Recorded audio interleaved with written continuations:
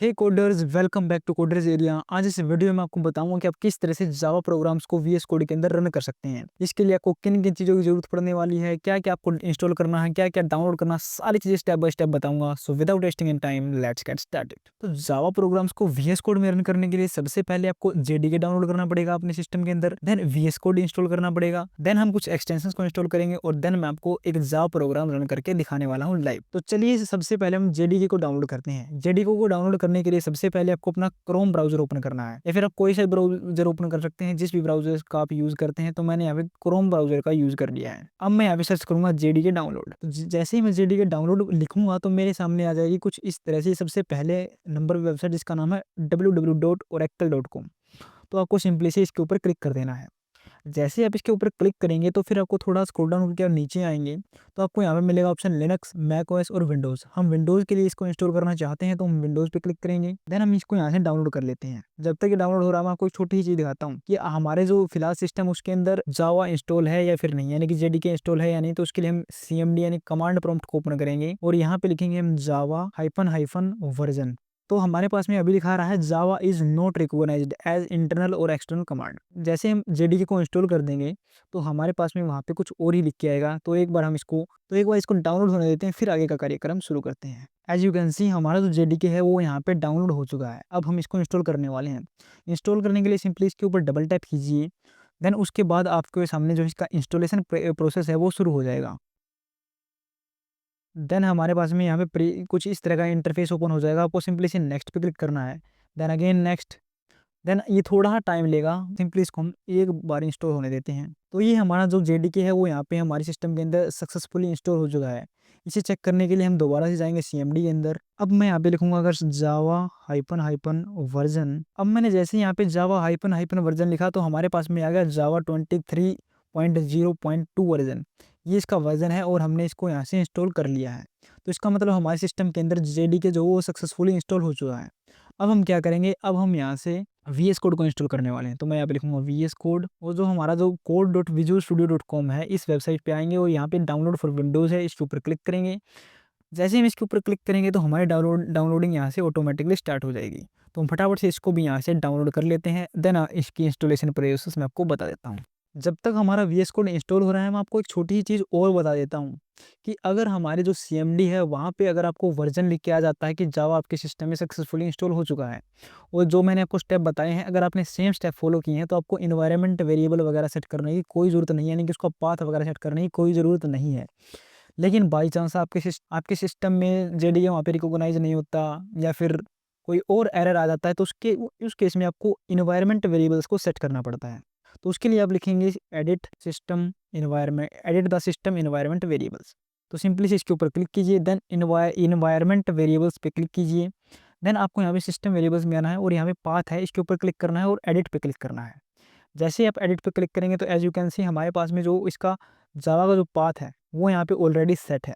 तो हमें अब कुछ भी करने की ज़रूरत नहीं है। लेकिन इन केस अगर आपके यहाँ पे शो नहीं होता तो आप सिंपली से यहाँ पे न्यू पे क्लिक कर सकते हैं और जो जेडीके का पाथ है वो यहाँ पे पेस्ट कर सकते हैं। जेडीके का पाथ आपको कहाँ से मिलेगा तो मैं उसको बता देता हूँ आपको वो कहाँ से मिलेगा। तो उसके लिए आपको आना है सी ड्राइव में। देन उसके बाद आपको आना है यहाँ पे प्रोग्राम फाइल्स के अंदर। देन उसके बाद जावा के अंदर। देन आपको यहाँ पे जेडीके। देन उसके बाद बिन के अंदर। और आपको जो ये वाला पाथ है इसके ऊपर इसको कॉपी कर लेना है यहाँ से और यहाँ पे न्यू पे क्लिक करके इस पाथ को यहाँ पे पेस्ट कर देना है। अगर आपके यहाँ पे एनवायरनमेंट वेरिएबल्स में पाथ सेट नहीं है तो मेरे में यहाँ पे ऑलरेडी सेट है तो मैं यहाँ पे इसको नहीं करने वाला। देन आपको ओके करना है। ओके और सिंपली आपका पाथ सेट हो जाएगा। तो अब हमारा वीएस कोड यहाँ पे डाउनलोड हो चुका है। अब इसको इंस्टॉल करते हैं। इंस्टॉल करने के लिए सिंपली अगेन डबल टैप कीजिए इसके ऊपर। देन आपके सामने कुछ इस तरह का इंटरफेस ओपन होगा। सिंपली से आई एक्सेप्ट द एग्रीमेंट इसके ऊपर क्लिक कीजिए, नेक्स्ट कीजिए। यहाँ से आप अगर पाथ चेंज करना चाहते हैं चेंज कर सकते हैं, यानी कि कहाँ पे आपका जो वीएस कोड है वो यहाँ पे इंस्टॉल होगा। तो मैं सिंपली से नेक्स्ट पे क्लिक कर देता हूँ अगेन नेक्स्ट। ये इंपॉर्टेंट स्टेप है। यहाँ पे आपको कुछ यहाँ पे आपको कुछ चेकबॉक्स दिखेंगे। सबसे पहला चेकबॉक्स है क्रिएट ए डेस्कटॉप आइकन। अगर आप डेस्कटॉप पे आइकन बनाना चाहते हैं तो सिंपली से इसको टिक कर दीजिए। देन उसके बाद है ऐड ओपन विद कोड, यानी कि जिस भी फोल्डर पे आप अगर राइट क्लिक करो, अगर आप चाहते हैं कि वो फोल्डर में वीएस कोड के द्वारा भी ओपन कर पाऊँ तो आप इसको भी टिक कर दीजिए और इसको भी टिक कर दीजिए। मैं इसका बहुत ज़्यादा यूज़ करता हूँ कि किसी भी फ़ोल्डर को मुझे अगर वीएस कोड में ओपन करना है तो मैं उस फ़ोल्डर पे राइट क्लिक करता हूँ और ओपन विद कोड करके इस वीएस कोड के अंदर उस फ़ोल्डर को ओपन कर लेता हूँ। तो आप भी इनको चेक कर लेना। देन नेक्स्ट पे क्लिक करेंगे, अगेन इंस्टॉल। तो हमारा वीएस कोड यहाँ पे सक्सेसफुली इंस्टॉल हो चुका है। मैं अभी इसको लॉन्च नहीं करने वाला, मैं इसको कर देता हूँ फिनिश। देन मैं आ जाता हूँ अपनी डेस्कटॉप स्क्रीन पे और यहाँ पे मैंने एक फ़ोल्डर क्रिएट किया है। तो अगर आप अब आप इसके ऊपर जैसे ही राइट क्लिक करेंगे, देन शो मोर ऑप्शंस में जाएँगे तो आपको यहाँ पे एक ऑप्शन मिल जाएगा ओपन विद कोड। अगर आपने उन चेक बॉक्सेस को टिक किया हुआ तभी आपके सिस्टम में ये ऑप्शन मिलेगा, नहीं तो नहीं मिलेगा। तो हमारा जो कोडिंग वाला फ़ोल्डर है वो यहाँ पे ओपन हो चुका है। अब आप अगर इसके अंदर कोई सब डायरेक्टरी बनाना चाहते हैं तो सिंपली से इसके ऊपर क्लिक कीजिए। जैसे कि मैं यहाँ पे जावा नाम से एक सब डायरेक्टरी बना लेता हूँ इसके अंदर। और अगर आप इसके अंदर और कोई भी डायरेक्टरी बनाना चाहते हैं तो आप बना सकते हैं। और अगर आप इसके अंदर कोई फ़ाइल बनाना चाहते हैं देन इसके ऊपर क्लिक कीजिए और इसके ऊपर क्लिक करके आप यहाँ से कोई फ़ाइल इसके अंदर बना सकते हैं। फर्स्ट डॉट जावा नाम से मैंने एक फ़ाइल इसके अंदर बना दी है। ठीक है, या फिर मैं इसको डायरेक्ट ही बना देता हूँ। मैं एक बार इसको करूँगा डिलीट और मैं इसके अंदर डायरेक्ट एक फ़ाइल बनाऊँगा फर्स्ट डॉट जावा नाम से मैंने एक फ़ाइल बना ली यहाँ पे।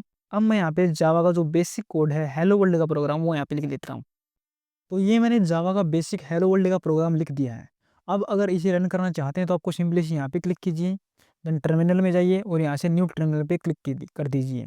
तो अब मैं आ गया हूँ टर्मिनल के अंदर और अब मैं यहाँ पे लिखूँगा जावा सी। इसको कंपाइल करने के लिए मैं लिखूँगा जावा सी और हमारी फाइल का नाम है फर्स्ट डॉट जावा और मैंने इसको लिख दिया और यहाँ पे कर दिया मैंने एंटर।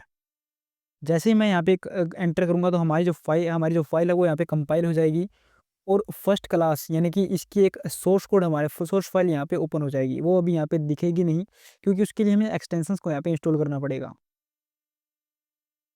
और अगर आप इसको रन करना चाहते हैं तो सिंपली लिखिए जावा देन इस फाइल का नाम फर्स्ट एंड देन एंटर कर दीजिए। हमारे पास में यहाँ पे हेलो वर्ल्ड लिख के आ गया है, यानी कि हमारा जो प्रोग्राम है वो यहाँ पे सक्सेसफुली रन हो चुका है। लेकिन आप अगर बार-बार ऐसे करेंगे तो आपका बहुत सारा टाइम वेस्ट हो जाएगा और आपको ये सारी चीज़ें यहाँ पे मैनुअली टाइप करनी पड़ रही हैं, वो भी एक समस्या की बात है। तो इसको रिज़ॉल्व करने के लिए हमारे पास में है एक एक्सटेंशन पैक। तो हम यहाँ पे आएँगे एक्सटेंशंस वाले सेक्शन में और यहाँ पे हम लिखेंगे एक्सटेंशन, हम ये लिख के सर्च कर देंगे। देन हमारे पास में यहाँ पे ये वाला एक्सटेंशन आएगा, हम इसको इंस्टॉल करने वाले हैं। ये वाला एक्सटेंशन है, इसको हम इंस्टॉल करेंगे। इस एक्सटेंशन के ये पूरा एक एक्सटेंशंस का पैक है जिसके अंदर आपको 6 से 7 एक्सटेंशन देखने को अलग-अलग एक्सटेंशन देखने को मिल जाते हैं, जो कि जावा को यहाँ पे रन करने के लिए हेल्पफुल है अलग-अलग तरह से। तो एक बार इसको इंस्टॉल होने देते हैं, देन हम देखते हैं। तो ये हमारा इंस्टॉल हो चुका है। तो अब अगर मैं यहाँ पे आऊँ, सपोज़ मुझे एक बार और यहाँ पे कुछ प्रिंट करवाना, तो अब मैं यहाँ पे लिखूँगा SOUT।